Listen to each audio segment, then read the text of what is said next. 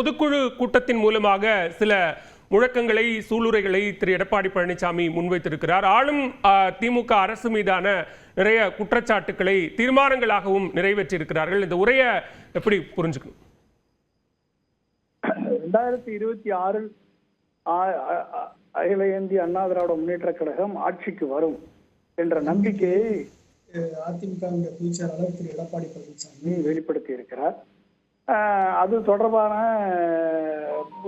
தொண்டர்களுக்கு ஒரு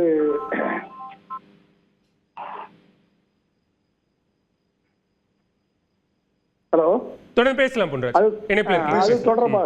அது தொடர்பாக தொண்டர்களுக்கு அவர் நம்பிக்கையூட்டும் விதத்தில் பேசியிருக்கிறார். அந்த அந்த வரையில ஓகே. ஆனா கிரவுண்ட் ரியாலிட்டி அப்படி இருக்கா அப்படின்றத பார்க்கும் பொழுது கிரவுண்ட் ரியாலிட்டி அப்படி இல்லை என்பதுதான் இங்க நமக்கு கிடைத்த நாம் பார்க்கக்கூடியதாக தெரிகிறது. என்னன்னா, அதாவது இந்த 2026 ஆட்சி பொறுப்பிற்கு அதிமுகவை கொண்டு வருவதற்கு எடுக்கக்கூடிய தடைகள் என்ன என்பதை பற்றி பொதுக்குழு விவாதித்ததா அப்படின்னா விவாதித்தது மாதிரி தெரியல. நம்ம கண்ணு கட்டிய வரை அப்படி விவாதித்தார்களா என்பது எதுவுமே தெரியல. தெளிவாக திரு தனியரசு அவர்களும் திரு ரவீந்திரன் துரைசாமி அவர்களும் தெளிவாக அதிமுக முன்னால் உள்ள சேலஞ்சஸ் என்னன்னு எக்ஸ்பிளைன் பண்ணாங்க, விளக்குனாங்க. அப்ப இந்த சூழல்ல இன்னைக்கு இருக்கக்கூடிய லெவல்ல 20% வாக்கு வங்கியை தக்க வைத்திருக்கிறார் திரு எடப்பாடி பழனிசாமி அவர்கள்.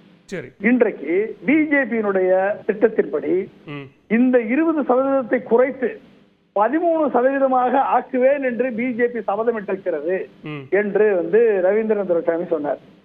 அது மட்டும் இல்லாம மகாராஷ்டிரா ஹரியானா போல ஆட்சி மாற்றம் ஏற்படும், ஆட்சி அந்த நிலைமைக்கு பிஜேபியை நாங்கள் கொண்டு வருவோம் என்று அவர் சூளுரைத்தார். அவர் சொன்னார், அவர் பிஜேபி சொன்னதாக சொன்னார்னு வச்சுக்கோங்களேன்.